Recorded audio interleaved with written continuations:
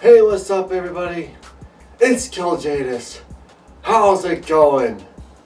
It's another week of the Raiders recap.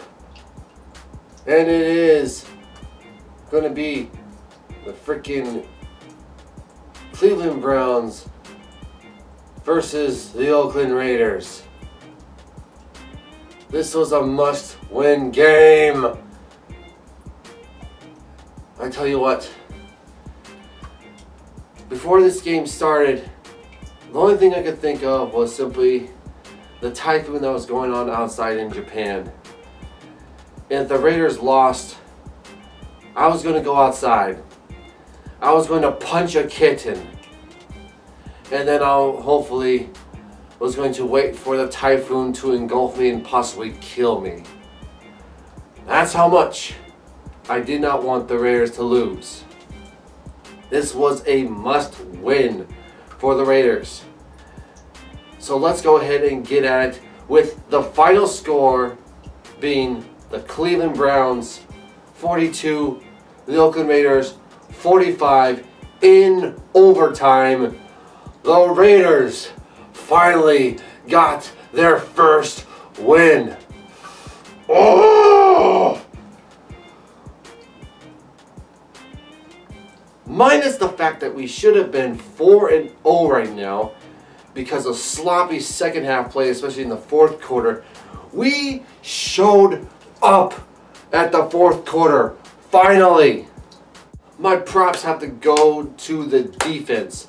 They kept us in the game.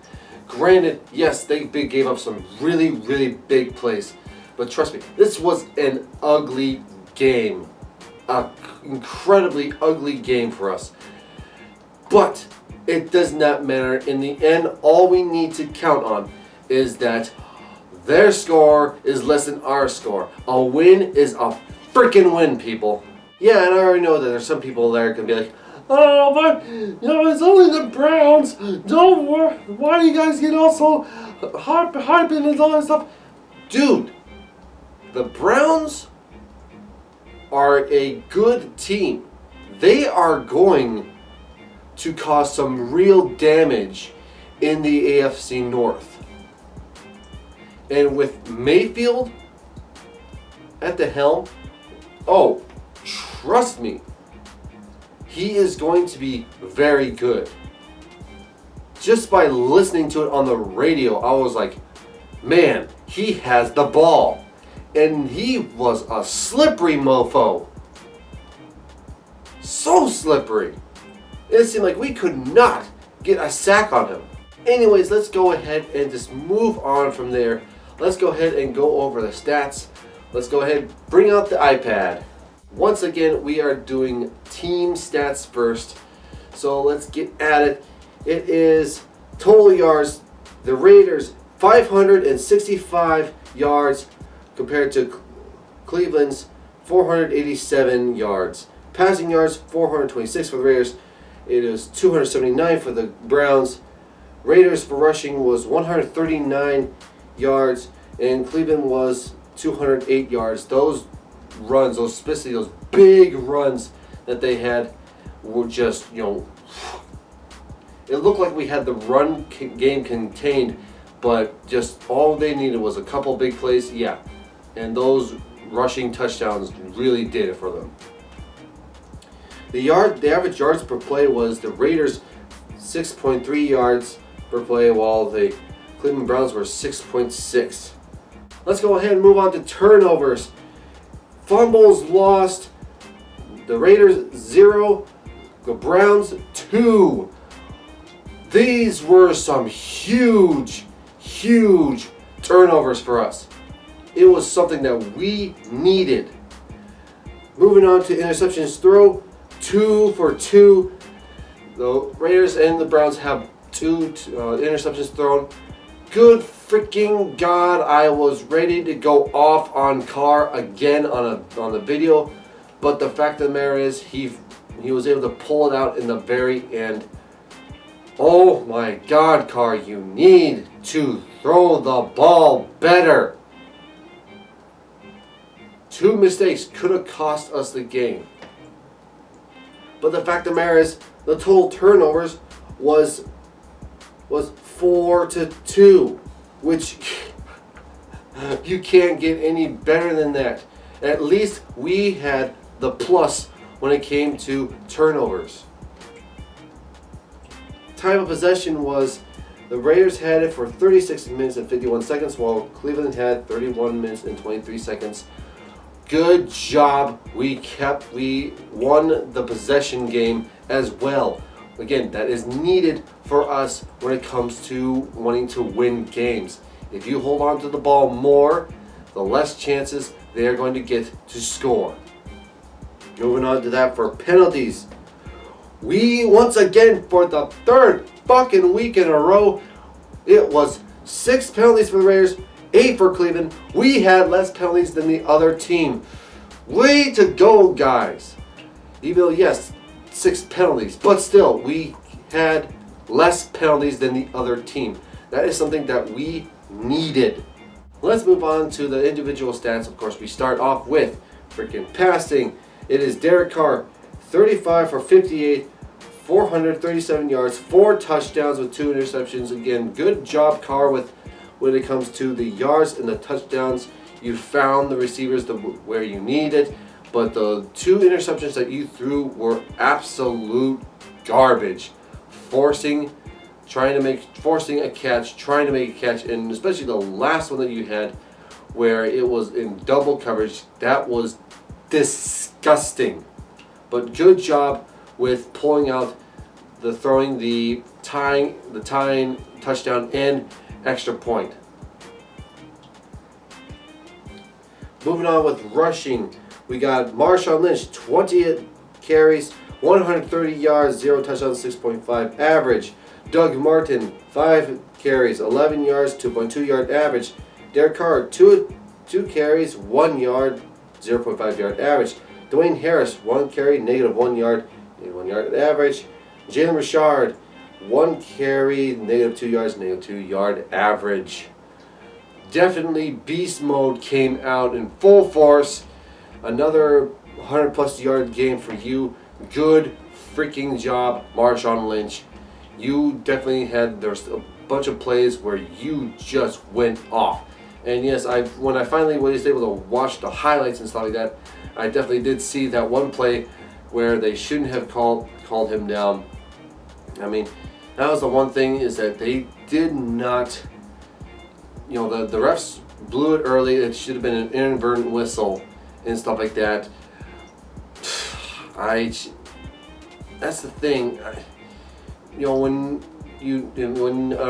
I know that I've been going through this before when I was reffing football, where it looks like the player is going to go down. He's going to go down for negative yards, or his forward progress has ended.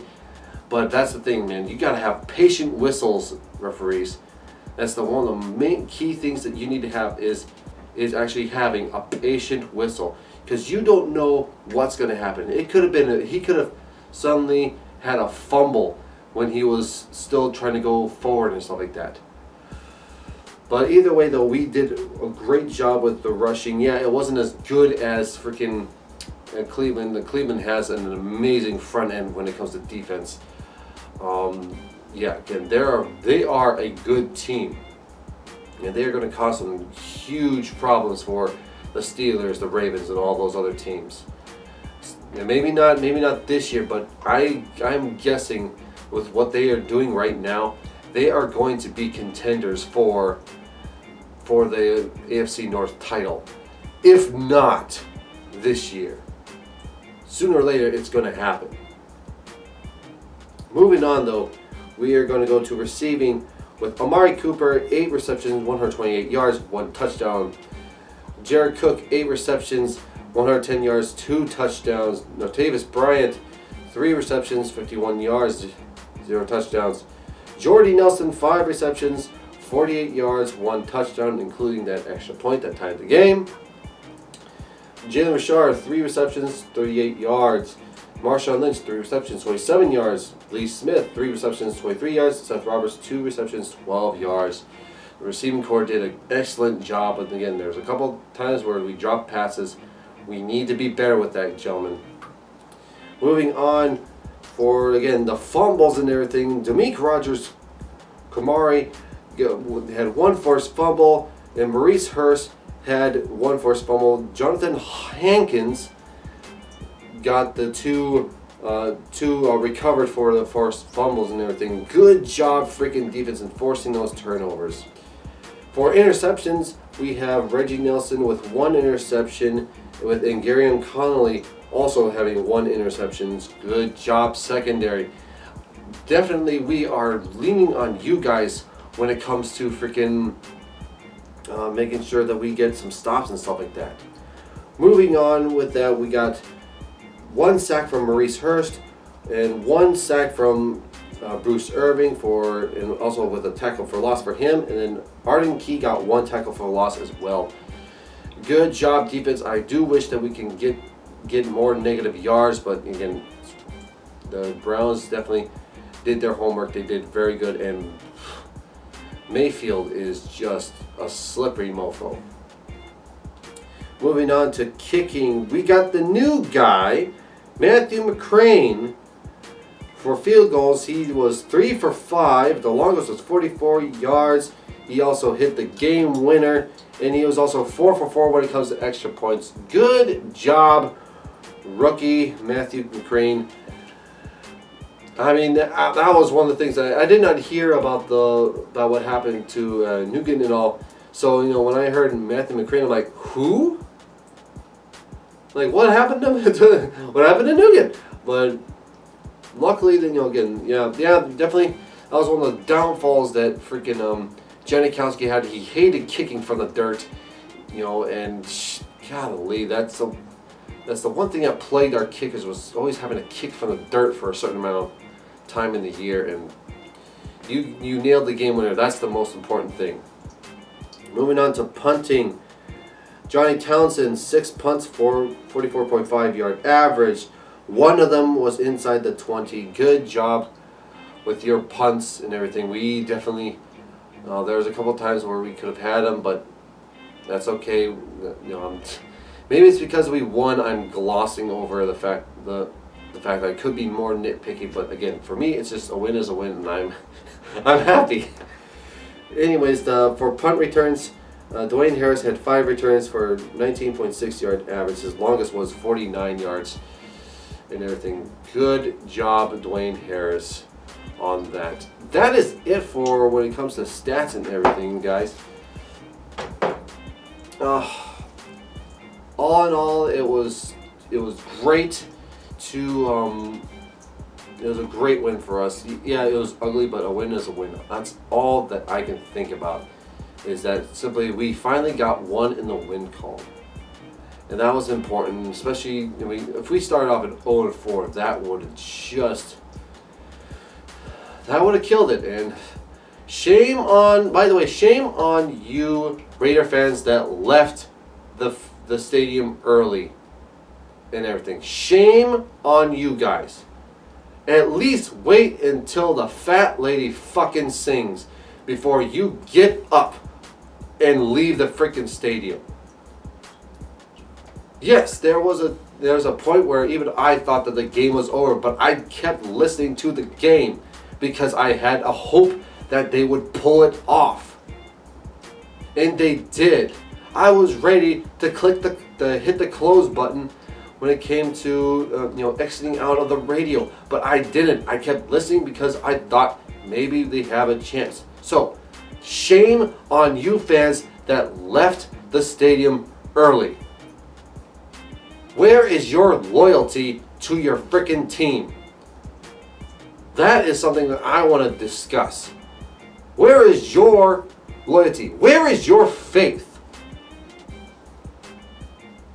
Even when we were losing and we were freaking going absolutely bonkers on the fourth quarter and seeing our freaking leads and the game slip away from us, you need to at least stay and watch the rest of the fucking game.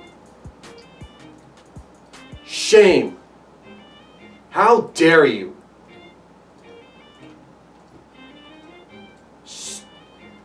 Complete and utter stupidity. for you guys to just leave the stadium early. Anyways, that's it for this video. I got the schedule wrong. I thought we had the bye week right after this game, but apparently we still got to go and play the freaking Sparklers and everything. So that'll be something, and hopefully we can get another win out of that. Because yeah, the Chargers are definitely an on and off team. I can't really gauge them at all on how they're gonna do. But if you guys were at the game and everything, please comment below, tell me what you think. And if you like it, please like and all that other stuff. And by all means, everyone, please tell your friends about me. See you later. Bye.